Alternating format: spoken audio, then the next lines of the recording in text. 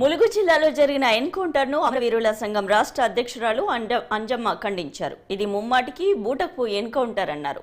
కాంగ్రెస్ ప్రభుత్వంపై ఆగ్రహం వ్యక్తం చేసిన ఆమె తెలంగాణ ప్రభుత్వం భూకటపు ఎన్కౌంటర్ను ప్రోత్సహిస్తుందని మండిపడ్డారు.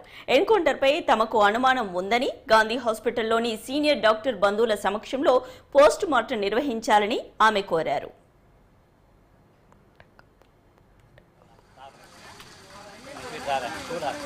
ఈయన రేవంత్ రెడ్డి నడుస్తున్నాడు అనేది కూడా మనందరం కూడా చూస్తున్నాము.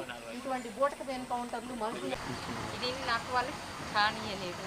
తర్వాత వాళ్ళు నన్ను వీడియోలు తీసుకుంటూ కూడా కొడుకులు మా అబ్బాయి మా బంధుమిత్ర సంఘం పెట్టి చంపేయడం అనేది జరిగింది. ఇది చాలా తప్పుడు పద్ధతి. ఈ పద్ధతులు మార్చుకోవాలి. ఈ విధమైనటువంటి ఎన్కౌంటర్లు జరగాలని కోరుతున్నాడు. ఇది ఎక్కడి ప్రజాస్వామ్యం?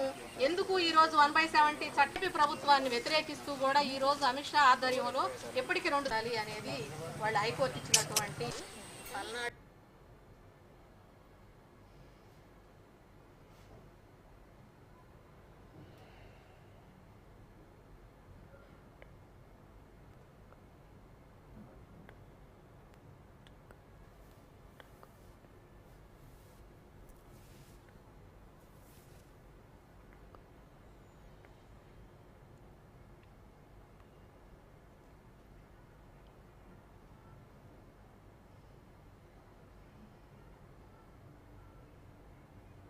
మా హస్బెండ్. నేను ఇప్పుడు ప్రస్తుతానికైతే ఇంటికాడనే ఉంటున్నా. నాకు ఆరోగ్యం బాగలేకుంటేనే నేను ఇంటికి ఉంటున్నా. ఇప్పుడు ఆయన ఎక్కడ ఉన్నాడు, ఎట్లున్నాడు, ఏ ఏరియాలో పనిచేస్తుండు, ఏ స్థాయి అనేది కూడా నాకేం తెలియదు, సమాచారం కూడా లేదు. కాబట్టి ఇది వీళ్ళు మధు తర్వాత పేరు ఎంత చెప్తే మేము వచ్చినాము. ఈ అక్క వాళ్ళు కూడా మాకు తీసుకొచ్చి సహకరించారు. ఎందుకంటే మేము ఎటు పోవాలో ఏమో మాకు కూడా తెలియదు కదా. ఎవరు అరెస్ట్ చేసేది తెలియదు, ఎవరు ఏం చేసేది తెలియదు. కాబట్టి మేము వచ్చి చూసినాము. చూడడానికి మేము ఫ్యామిలీతో సహా వచ్చినాము. కానీ మాకు ఇద్దరికే పర్మిషన్ ఇచ్చారు. మాకు అందరి ఫ్యామిలీ వాళ్ళకు పర్మిషన్ ఇవ్వాలి. దాంతోపాటు ఇది ఎన్కౌంటర్ కాదు. ఆ బాడీని చూస్తే ఎన్కౌంటర్ లాగా లేవు.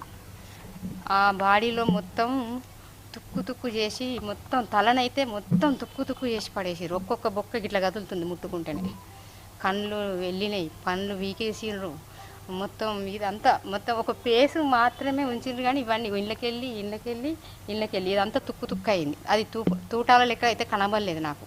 తూట అనేది ఇది ఒక్కటే గీడ కనబడుతుంది. అది కూడా దగ్గర నుండే కాల్చిన తూట లెక్క కనబడుతుంది. దూరం నుండి కాల్చింది కాదు ఆ తూట కూడా. నిన్న ఈ ఎన్కౌంటర్ ఫోటోలు చూడగానే సిఎల్సి వాళ్ళు, తెలంగాణ సిఎల్సి వాళ్ళు ఒక ప్రెస్ మీట్ ఏర్పాటు చేసి సంఘాల వాళ్ళందరినీ పిలిచి మాట్లాడడం అనేది జరిగింది. ఎందుకంటే ఆ డెడ్ బాడీ చూడగానే మొత్తం చిత్రహింసలు పెట్టి చంపేసినట్లుగాను, అట్లాగే అక్కడ ఉన్నటువంటి గ్రామంలో వాళ్ళు కూడా మాట్లాడారు, విషం పెట్టి చంపేశారు వాళ్ళని అదుపులోకి తీసుకొని అని చెప్పిన దాని మూలంగా మొత్తం కూడా ఈ బాడీస్ని చూసి కూడా నిన్న ప్రెస్ మీట్ ఒకటి పెట్టి మాట్లాడి అట్లాగే హైకోర్టులో రిట్ వేయటం అనేది జరిగింది.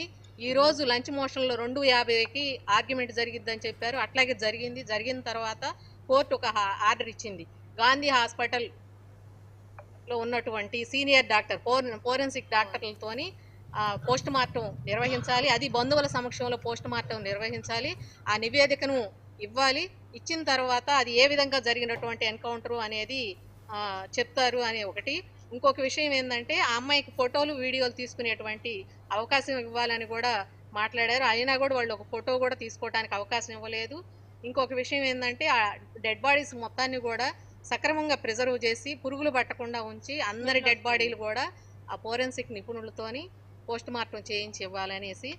ఆ డెడ్ బాడీ చూస్తే ఇప్పుడు ఇంతకు ముందు మేము మాట్లాడిన విధంగానే మొత్తం చిత్రహింసలు పెట్టి చంపేశారు. కాబట్టి ఈ చిత్రహింసలు పెట్టి చంపడం ఏ విధమైనటువంటి ప్రజాస్వామ్యమో, ఏ విధమైనటువంటి ప్రజాస్వామ్య పునరుద్ధరణ హక్కులు అనేది రేవంత్ రెడ్డిని మేము అడుగుతున్నాం మేము అతన్ని.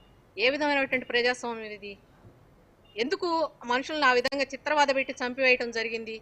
ఇట్లా చంపేస్తే ఆయనకి ఏం జరుగుతుంది?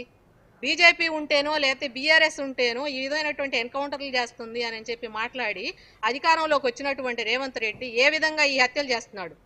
ఈ హత్యలు చేయటం తప్పు అనేది బంధుమిత్రుల సంఘంగా మేము అతనికి చెప్తున్నాము. అట్లాగే ఇటువంటి హత్యలు చేయడానికి వీలు లేదని చెప్పి డిమాండ్ చేస్తున్నాము.